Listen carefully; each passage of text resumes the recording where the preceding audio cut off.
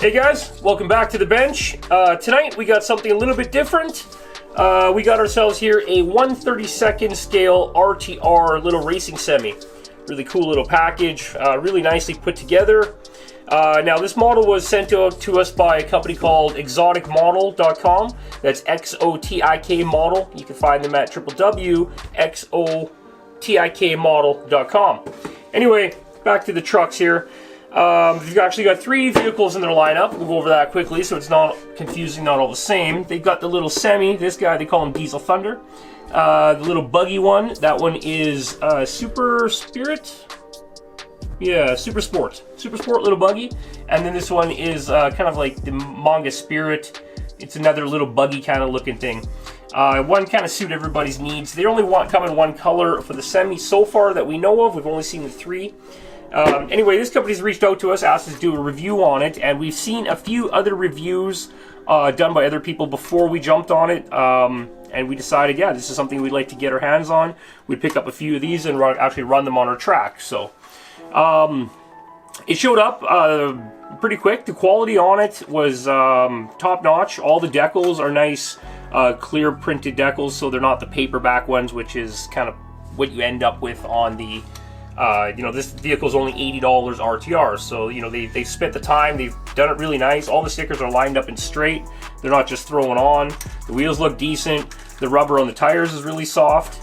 So yeah, and so it's basically kind of modeled after one of the older Tamiya style 4-wheel drives that run on the track, and they have the little rollers on the corner, as you can see this guy has. This guy's been gone, we just got him for put it on the shelf. So yeah, so he's about to go in there, except for this guy's RC. You can steer it and race it on an RCP track, so it's kind of cool. Imagine you could just take these bumpers off. Yeah, you can take the rear off if you wanted to get rid of that and leave the front on just for helping. Yeah, the front one doesn't come off, but it's nice to have when you go around a corner and you hit the wall and it kind of just pushes you straight. Some of our Mini Zs have the little canards, so when you hit the wall, they just, that's it, stick to the wall. So yeah, so let's pop the little body off. Same thing as the other brands that do this type of vehicle. Little twist lock on the back. So a little twist lock there, then the body lifts up and then comes to the back. Little hook in the front, hooks underneath the front there. So once you get that off, you can see the setup on it. It's very basic, which is very nice. In the front, they have a servo. You can actually see a diagram of it on the box here. Servo with a gear directly mounted onto it.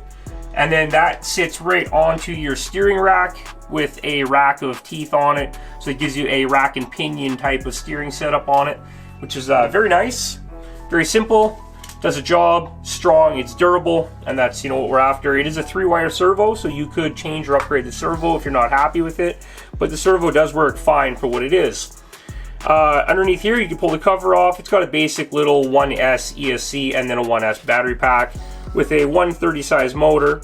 They do not give you any optional gearing on it, and the way it's built, the gear range that comes with it is just sticks with it. So I don't think there is any upgrades. If they do down the road, they would just have to change a few different gears to make it change. But from the test drive that we did with it, it's actually fairly quick. Very impressive for a 1S. So tires are very soft, and they come with the double-sided tape mounted onto the rim already, which is very nice to see. Even a lot of the high-end companies that do it are just sticking them on and hoping they stick, so that's very cool. With the tires, they give you 4 extra tires in the bag, and then they also give you 4 strips of that really nice thin double-sided tape that goes on the rim to hold the tires on. You also get your little 1S battery charger, 3.7 volt, plug it in, light turns. Yeah, turns on when you plug it in, light turns off when it's complete. Very simple. And then they give you 2 other steering Ackerman, or steering racks if you want to call it. Now one of these is +1. The vehicle comes with a 0 degrees installed. This is a -1, sorry. And this one is a +1. +1s kind of usually only would come into different driving type, but I would find +1 would be good in a rear-wheel drive drift car setup, what we'd run on our little micro atomics, or if you were to run this thing, I'm supposing just on a slot where you just use the throttle and the steering. That would kind of help keep the car wanting to stick to the middle, right? So it's the only thing I can think of what you use that for. But yeah, besides that, let's go throw the body on and get this guy out on the track.